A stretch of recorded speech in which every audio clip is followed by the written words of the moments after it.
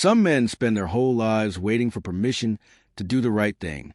I spent 26 years doing it without asking. I thought that was enough. I thought consistency was the same as protection. I was wrong about that. And it took an 84-year-old man lying face down on an icy driveway at 6 in the morning to show me exactly how wrong. I want to be clear about something before I tell you the rest. I am not a dramatic man. I have never been a dramatic man. I spent 34 years as a structural engineer at a civil contracting firm in Knoxville, Tennessee. I calculated load tolerances for a living. I understood failure points before they became failures. That is a very specific kind of patience, the kind that doesn't get rattled easily, the kind that looks at stress and says, I see you, and I'll be here when you're done.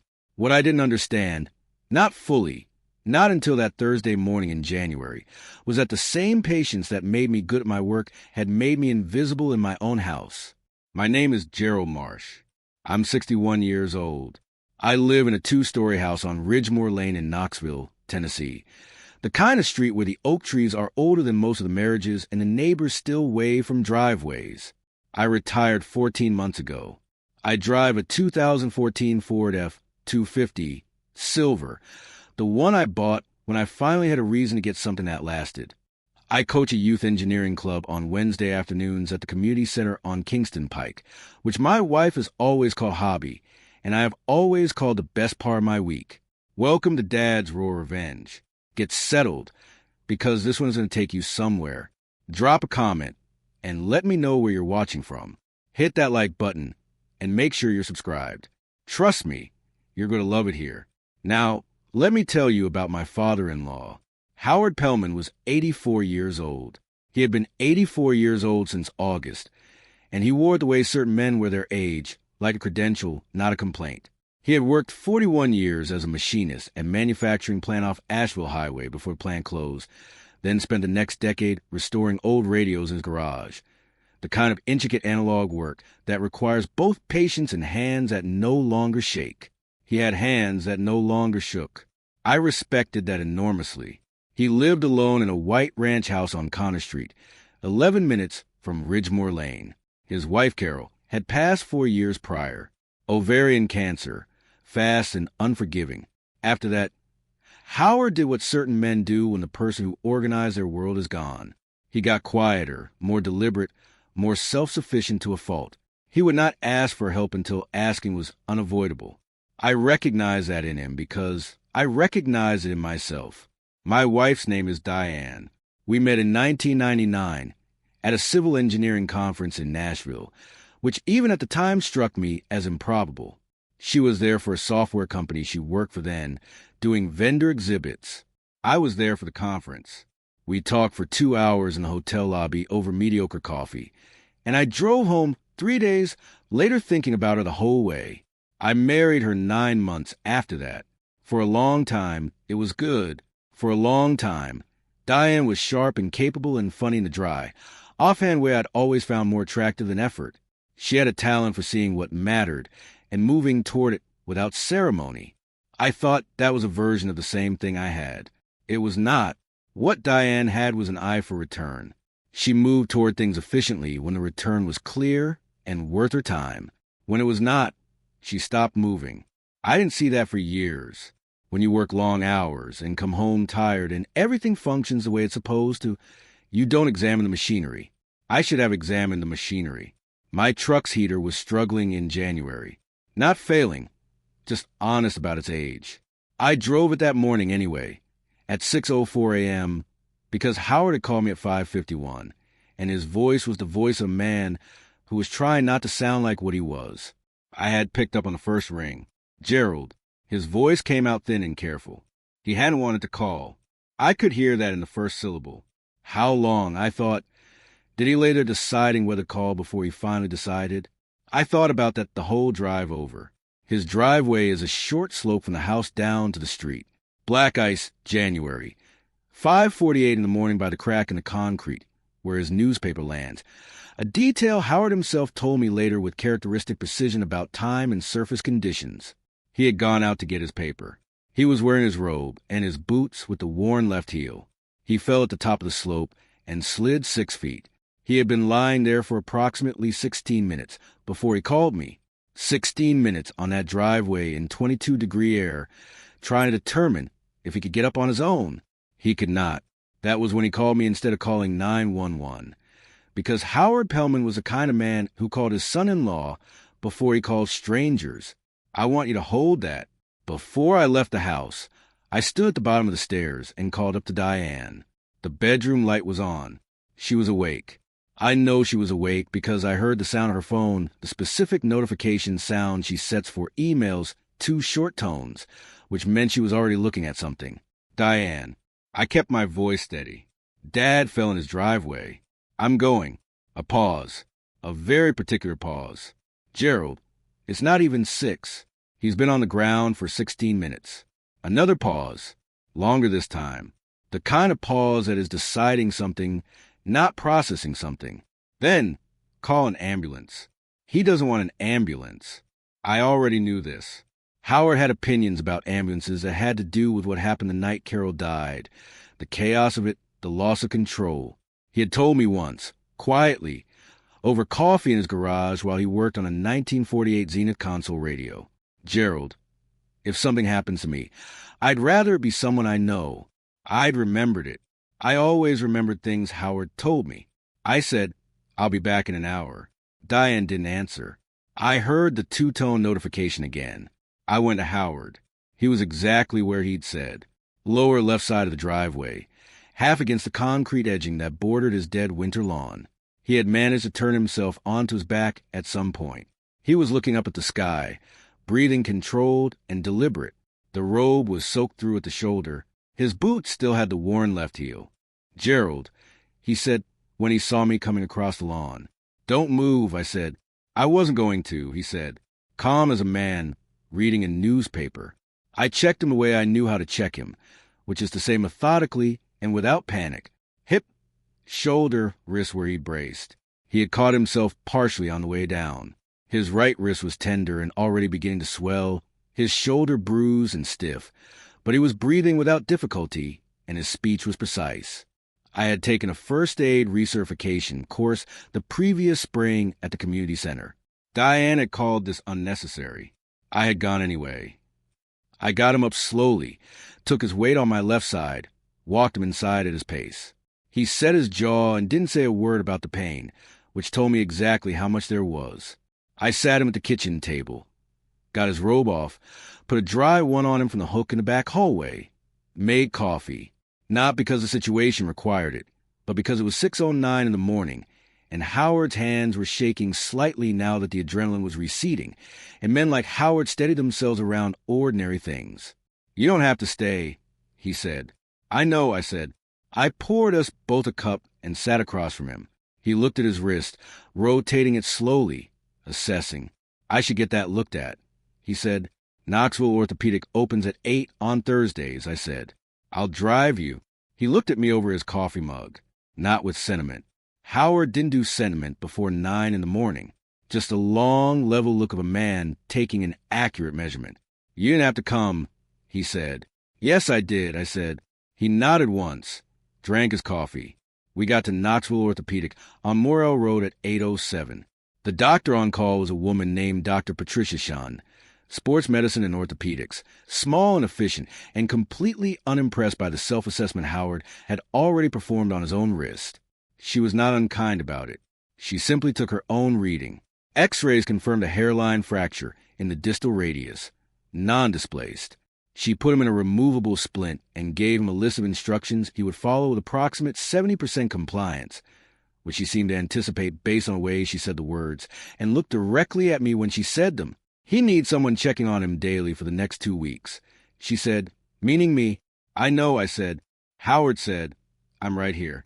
Dr. Shin looked at him with the measured patience of someone who had been right here before. I understand, Mr. Pellman, and your son-in-law is the one who drove you, so he's the one who needs the instructions. Howard said nothing. From him, that was agreement. I drove him home at 9:41. Got him settled in his chair in the living room with his coffee and the remote and a glass of water and his instructions for the splint.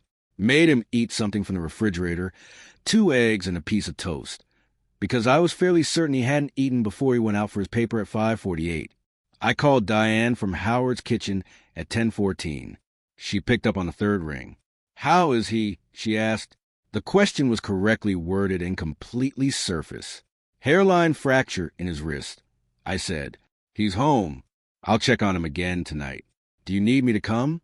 The question arrived in the specific tone of a person who is hoping the answer is no. I thought about Howard on that driveway for 16 minutes. I thought about the two-tone email notification at 5:53 in the morning. "No," I said. "I've got it." She said, "Okay, I'll see you tonight." I stood in Howard's kitchen for a moment after I hung up, looking at the coffee maker that had been Carol's, the one that had a small piece of masking tape on the side in Carol's handwriting that said 8 cups, filled to here. Howard had never replaced it. I don't think he ever would. Something in me went very still. Not anger. I want to be clear about that. The way I'm always clear about the things that matter. It wasn't anger. It was precision. The same thing I felt when I looked at a load calculation that showed a structure would fail 6 months before anyone else in the room saw it. Not alarm. Recognition. I locked Howard's back door, left the key on the hook, and drove home on Asheville Highway in the gray January morning. The heater worked fine. I just didn't need it anymore. If you've been listening for a while, do us one quick favor. Subscribe. A lot of people watch without ever doing it, but it costs you nothing, and it means everything to us. Hit the like button while you're at it, and drop your thoughts in the comments. I want to be honest about what the next 3 days were. They were not dramatic. There were no arguments, no scenes, no conversations where I said things I would regret. I went home Thursday evening. I had dinner with Diane, who asked reasonable questions about Howard's recovery and seemed satisfied with reasonable answers. I checked on Howard Friday morning, took him to his follow-up appointment, brought groceries. I checked on him again Saturday afternoon. I fixed the front door weather stripping while I was there because it had been letting in cold air for 2 months and Howard hadn't mentioned it, which meant it had been bothering him for longer than 2 months. Diane did not come once. She said she had a project deadline Friday and a commitment Saturday, and that she'd call Howard when things settled down. She called Sunday evening. He was asleep. She left a voicemail that I did not listen to, but Howard replayed for me the following Tuesday with the flat expression of a man who had already formed his own conclusions. "That's nice," he said, and set the phone down and picked up his coffee. Saturday evening, I sat at the kitchen table on Ridgemore Lane after Diane had gone upstairs, and I laid out what I knew. What I knew was this. Howard Pellman was 84 years old with a fractured wrist, a worn left heel boot, and a driveway he would continue to use whether or not it was safe, because that was his driveway, and he had shoveled it every winter for 39 years, and he was not about to stop. He lived 11 minutes from us. He had one daughter. That daughter was upstairs on her phone. What I also knew was this. In 26 years of marriage, I had been the one who drove Howard to appointments, fixed his furnace igniter in 2021, stayed with him the 3 days after Carol's funeral when the house was too quiet and he didn't want to say so. I had done those things not because Diane asked me to and not because there was an accounting being kept. I had done them because Howard was family and that was what you did. I also knew, had known for some time if I was being honest with myself, that the accounting was being kept, just not by me. Sunday afternoon, I called a man named Frank Delgado. Frank had been my colleague for 19 years at the firm, left in 2018 to start a financial advisory practice on Cumberland Avenue. Good man, careful with numbers, careful with people. He was the kind of man who remembered details you'd mentioned in passing 5 years prior and asked about in a way that made you feel seen without feeling examined. I told him I want a review of my retirement accounts, my investment portfolio, and the marital asset structure we've been operating under since 2012. He asked how soon I needed it. I said as soon as he could. He said, Monday at 2. Monday morning, before the 2 o'clock with Frank, I called a second person. His name was Raymond Castillo, family law attorney. Offices on Gay Street in downtown Knoxville, referred to me by a former colleague whose name I will not include here because he asked me not to. Raymond Castillo had been practicing family law for 28 years. He answered his own phone at 8:30 in the morning, which told me something I liked about him immediately. I told him I wanted consultation. He said Tuesday at 10. I confirmed both appointments, poured a second cup of coffee that I did not need, and sat at the kitchen table listening to the house the way I used to listen to structures before signing off on a report, listening for things that were almost right, the way a floor settles slightly before the support gives, the sounds a building makes when it's been holding more weight than it was designed for. The house was very quiet. Tuesday morning, I drove Howard to his 2-week follow-up with Dr. Shun. His wrist was healing correctly. She checked his grip strength, adjusted the splint schedule, said he was ahead of where most 84-year-olds were at this point. Howard said nothing, but he sat up slightly straighter, which from him was equivalent to anyone else grinning. Diane had not been. I knew this because Dr. Shun confirmed Howard's emergency contact, looked at her clipboard, looked at me, and did not ask any follow-up questions. I appreciated her professionalism. The meeting with Frank Delgado lasted 2 hours. He laid the full picture out with the same methodical calm he'd always brought to numbers that mattered. Over 26 years of marriage, the household finances had migrated, gradually and without drama, into a structure that looked symmetrical and was not. My pension from the firm, my 401k, rolled over at retirement, the investment accounts I had funded and managed. Frank walked me through each instrument, the beneficiary designations, the survivorship arrangements, the exposure points. He was precise without being editorial, which I respected. At the end, he set his pen down and looked at me with the expression of a man who has just shown you the load calculation. "What would you like to do?" he asked. I told him. He made 3 notes on his legal pad, folded his hands, said, "I can have the documentation ready for review by end of week." "That's efficient," I said. He almost smiled. "You did the analysis before you walked in. I'm just executing." "That's what good engineers do," I said. He nodded. "That's what good advisors do, too." Raymond Castillo's office on Gay Street had a specific feel of a place where serious things happen without excess. Dark wood, organized shelves, a desk that had been used long enough to earn its wear.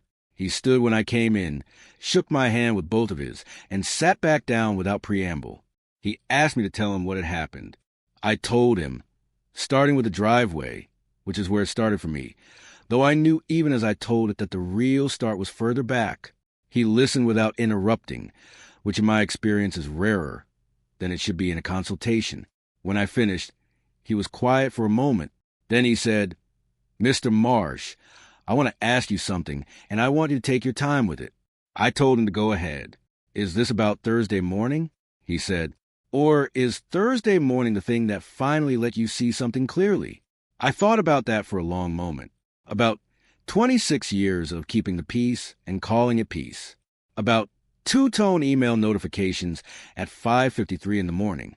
About Howard's kitchen and Carol's coffee maker and the masking tape in her handwriting that said 8 cups, fill to here. The second one, I said. He nodded. "Then we'll treat it that way." We talked for an hour and 40 minutes. He outlined what a structure separation would look like given 26 years, given the asset profile Frank had reviewed, given the absence of joint debt and the presence of my pension. He was clear about what I was entitled to and clear about what the process would require. He did not editorialize about Diane. He did not have to. When I left his office at 12:43, I stood on Gay Street for a moment in the January air. Downtown Knoxville on a Tuesday, cold and clear and completely ordinary. People going to lunch. A woman walking a dog. A delivery truck idling at the corner. I had not told Diane about Frank or Raymond. I had not told her what I decided or that I had decided anything. I had come home Monday and Tuesday evenings and sat at dinner and answered questions about Howard's recovery and asked her about her project deadline and been, by every visible measure, exactly who I had always been. That was not deception. That was the same thing I had practiced for 34 years before retirement. You do not announce structural concerns before the analysis is complete. You complete the analysis. Then you present the findings. Thursday morning. Exactly 1 week after Howard fell. I got up at 5:45, drove to Howard's on Connor Street, knocked twice, let myself in with the spare key. He was already up, which I expected, coffee already made. I poured a cup, sat across from him at the kitchen table. "Howard," I said, I need to tell you something. He looked at me over his mug. Not alarmed, just present. I told him. Not everything at once. The way I might have done it badly. I told it the way you tell a man who handles things. Clearly, sequentially, without excess. I told him about Thursday morning 1 week ago, and about Diane, and about the appointments with Frank and Raymond, and what I had decided. I told him I was going to be honest with him the way he had been honest with me, because he deserved that. He did not react the way I expected. He did not get angry, did not defend Diane, did not say give her another chance. He was quiet for a moment. Then he said, "How long have you known?" I thought about it honestly. "Not since Thursday," I said. "Thursday, just let me stop pretending." He looked at his coffee. "Set it down." Turned it once on the table. A small, precise rotation, the machinist's habit. "She's my daughter," he said. "I know, and I love her. I know you do." He looked up. "You have been good to this family, Gerald. From the beginning, you have shown up every time." He paused. "She's my daughter," he said again, "but that doesn't make you wrong." I didn't say anything. There was nothing to add to that. Some things don't need a response. They just need to be received. I drove back to Ridgemore Lane at 7:22. Diane was in the kitchen when I walked in, coffee in hand, laptop open on the counter, work already started. She looked up. "You were up early." "I checked on your father," I said. "He's doing well." She nodded, looked back at the laptop. "Good." I poured myself a cup, stood at the counter for a moment. Then I said, "Diane, I'd like to talk this evening. When you have time." Something in her expression shifted, just slightly, the specific shift of a person who has heard a tone they weren't expecting. "Sure," she said carefully. "Everything okay?" "Everything's clear," I said. I went to the garage and worked on the bench I'd been building for the community center's engineering club. Measured twice, cut once, the way my father had taught me. I worked until 11. Then I went inside, made lunch, checked on Howard by phone, confirmed his afternoon was fine. At 4:17, my phone started ringing. Frank Delgado, confirmation that the documentation I requested was ready for review. I thanked him.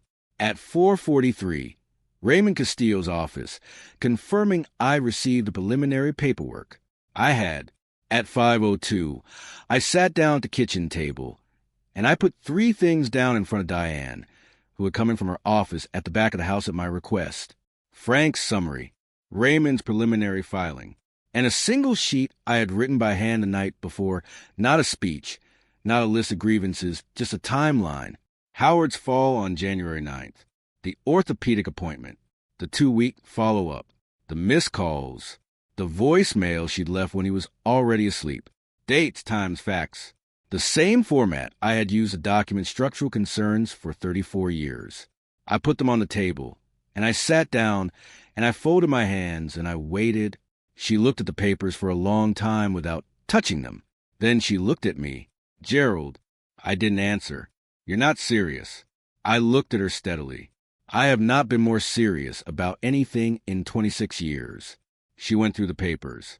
Slowly, then quickly, then back to Frank's summary. Her face moved through several things I could identify, and 1 or 2 I could not.